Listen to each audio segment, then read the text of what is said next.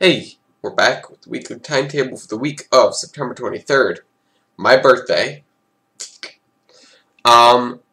So let me first go over, because I'm already here, let me first go over what happened this week. On Monday, we had Trey Man's Modular Minecraft, episode 29, where nothing gets done, because to be completely honest with you, I didn't get anything done. I just kind of walked around in the mine, and that was it. And I know that the electrolyzer is going to take so long to do anything. It's so annoying. But I needed something to keep myself busy, so I'll just go mine a bunch. Maybe I should actually do some of that off camera, or maybe I'll just figure out something else to do. Next was Chrysaorus Locomotion episode 46, the Superstation, which is, you know, I wouldn't really call it much of a superstation. That was just the name I came up with. But what I did was I added, well, we have the 2 extra tracks on the station that all the mixed trains go through. So that's my superstation. And then Homeward 2 multiplayer success finally on Wednesday. Excuse me. Because I've never actually put up a video of Homeworld where I survived through the entire match. And that means I need to actually start recording another thing of Homeworld, and I'll see if I can get Emilio there, or Jason, or somebody that will actually make it fun. Or I'll just start a single player Let's Play, which will also be somewhat enjoyable, I hope. Then we have Portal 2 Perpetual Testing Initiative, tests 38 through 40, and in the 40th test, it was just a giant room full of turrets, and I got to kill all of them. So, totally worth it. And then TRS-06, episode 8. The failed train is loose, because I programmed a brand new train in this episode, and it just didn't work. Actually, it was completely my fault that it didn't work, because I forgot to put a signal where I should have, and it just kind of went, and then it would have crashed into another train, so I had to stop the scenario. But, on a different note, and I do remember I said I'd mention this, and this is probably all I'm going to get done this week, because I don't, other than the fact it's my birthday, the Capture the Sponge. Let me go over a little bit of what that game type is. It's a Minecraft game type, and I have a server with it, but it's not public.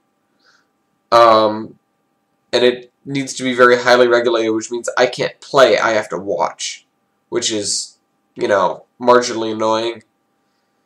But it's fun anyways, because then I can build traps for people and stuff, and I was going to record some of it, but I felt like what I recorded, I did a little test recording. What I recorded gave way too much away of base locations and this, that, and the other, and yeah, it was bad. It was bad, so I'm not going to keep the video. I'm not going to put up videos of it.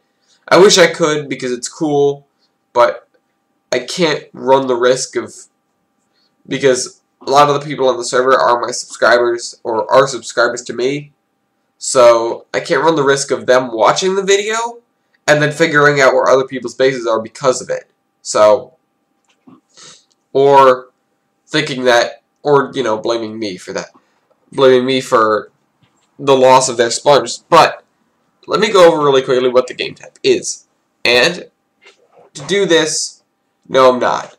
I was going to say I'll go on Minecraft and switch over the camera to there, and then, but I'm not going to do that. That's way too much work. I'd have this again. But, the point is, you have the first large building. It's a big aluminium bedrock box with glowstone floor, and it has signs on all sides. And it's called the grid.